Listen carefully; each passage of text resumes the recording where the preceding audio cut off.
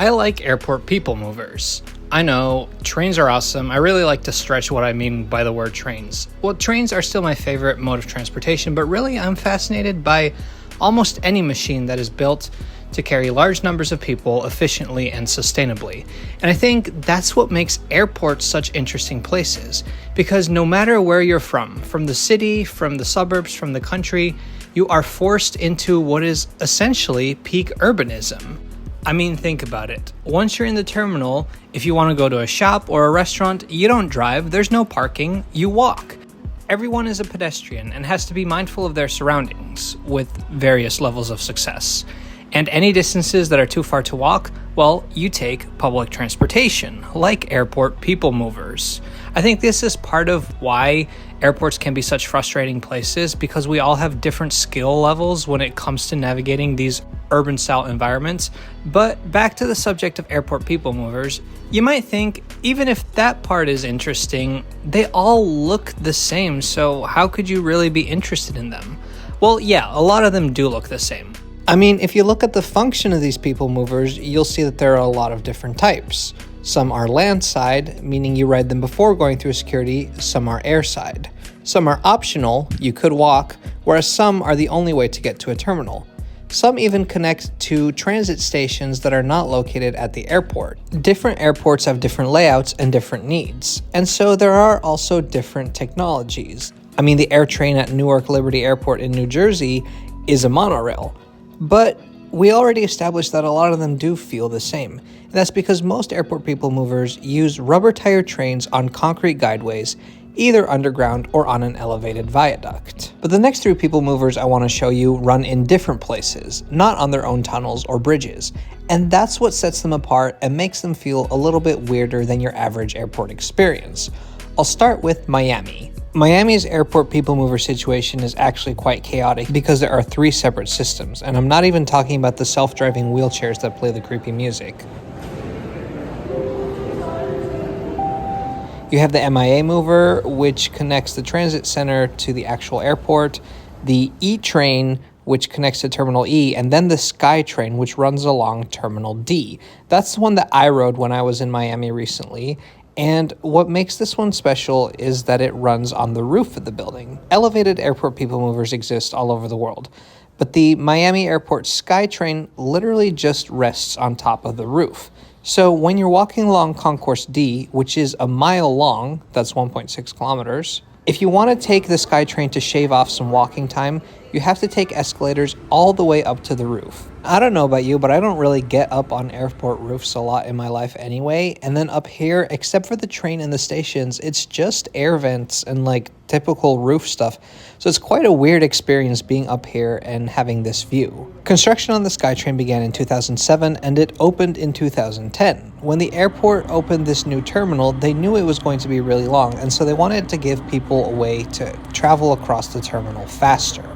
If you want to walk across Terminal D though, that is possible. And I had quite a bit of time, so I did both. Now, in 2023, they found cracks on the system and they actually shut it down, reopening some of the stations in 2024 and the whole thing in 2025. Technology-wise, it's a very typical airport people mover. Concrete guideway, rubber-tired trains. These are crystal mover vehicles built by Mitsubishi, which are a very popular choice worldwide for airport people movers. So really what makes it special is it being on the roof. What if, though, instead of on an airport terminal, the people mover was in an airport terminal? That's what you have in Detroit, specifically in the Delta Terminal, also known as the McNamara Terminal. This is the second longest airport building in the world. Only the one at Kix in Osaka is longer. And just like in Miami, when it was being built, they added an airport people mover to make it easier for people to transfer so they wouldn't have to walk as far. The only difference is that instead of building it on the roof, like I said, it's inside. Not underground inside, no, inside, like just in the terminal. It's just a train under the same roof as you. And the vehicles themselves are pretty cool too. They've got this bright red livery and stylish design that I think is cooler than most airport people movers, but also they are hover trains. They literally operate on a cushion of air about half an inch thick, and they're hauled by cables. It's kind of a cool idea when you're getting ready to get on a flight. First you ride something with half an inch of air underneath you, and then suddenly there's 30,000 feet of air underneath you. This last system I want to show you, and really what this video is about, is in Houston. At the Intercontinental Airport, you have another airport people mover that runs inside the terminal building. But the vibes of this one are very different. I'm talking about the subway. The subway is landside, so outside of security, and it runs in the basement of the airport. The subway connects all the terminals as well as the Marriott Hotel, and if you were to ride a full loop, it would take 18 minutes. Now, the trains themselves are fully automated, and they run on regular rails, but instead of being powered themselves, they move forward thanks to magnets in the tracks, also known as a linear motor.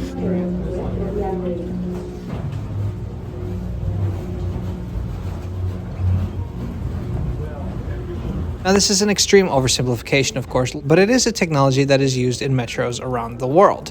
The JFK Air Train, the Detroit People Mover, the downtown one, not the airport one we were talking about earlier, and even the Toei Oido Line subway in Tokyo, Japan, use linear motors. They're almost laughably small. Each compartment can have up to 11 people inside, whereas most airport people movers are really built to pack people like sardines. Nevertheless, they run every 3 minutes, and so per day they move 13,000 people, which is more than the Virginia Railway Express commuter rail where I live in DC.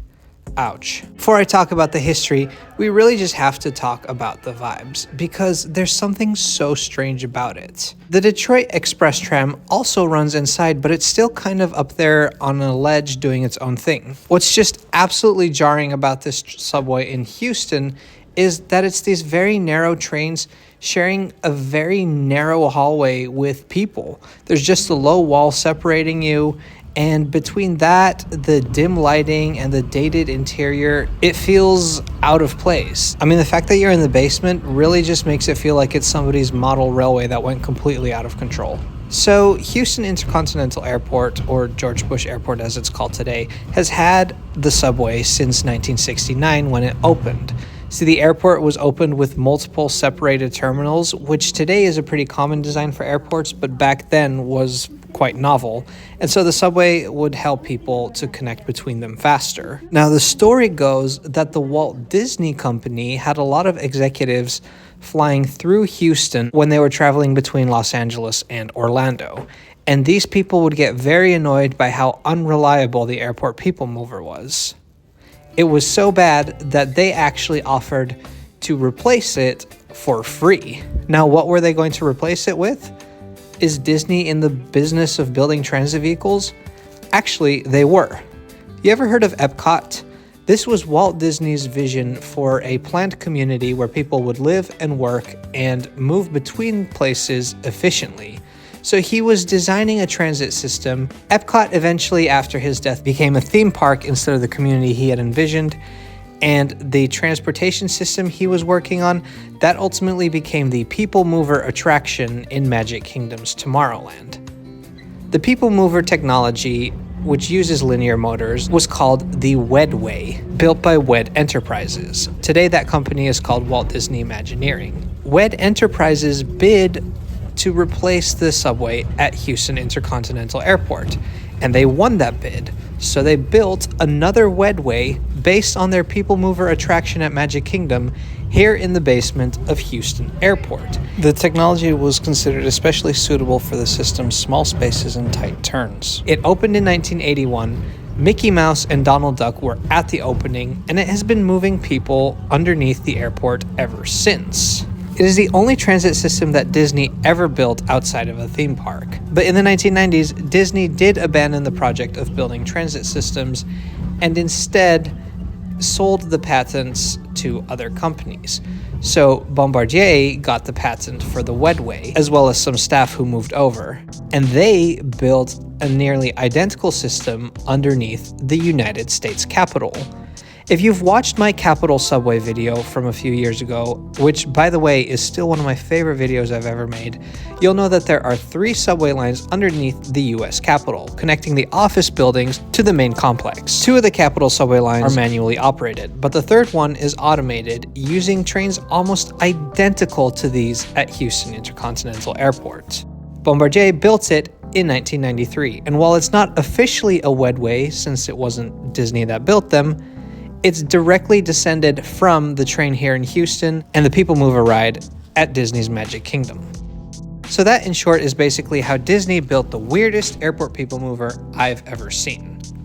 If you find yourself at the Houston Intercontinental Airport, definitely take it for a spin. Thank you so much for watching this video today. Thank you for letting me basically try to make a cohesive video out of a bunch of airport people mover footage that I have. I may not be Walt Disney when it comes to entertainment, but I'm very glad for all of you who choose to watch my videos. If you're not subscribed yet and you like this video, please do so, and we'll see you next time.